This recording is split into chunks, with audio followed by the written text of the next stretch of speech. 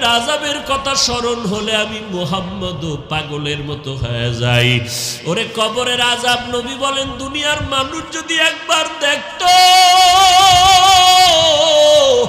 জীবনে সংসার করতে পারতো না, আরামে খাইতেও পারতো না রে বাবা।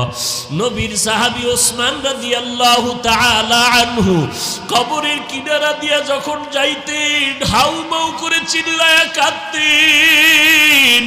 সাহাবায়ে কেরামরা বলতেন কবর দেখলে আপনি এত কেন কাঁদেন? ওসমান রাদিয়াল্লাহু তাআলা আনহু বলেন মানুষ মরণের পরে প্রথম ঘাঁটি হলো অন্ধকার কবর। এই কবরে গিয়া যদি আমি ওসমান ধরা পড়ে যাই ওই কবরে জাহান্নামের আগুন সইতে পারবো না। ও যুবক, আল্লাহর নবী বলেন জাহান্নামের কথা যদি কানে আসে 2 ফোঁটা চোখের পানি ছেড়ে তওবা করো।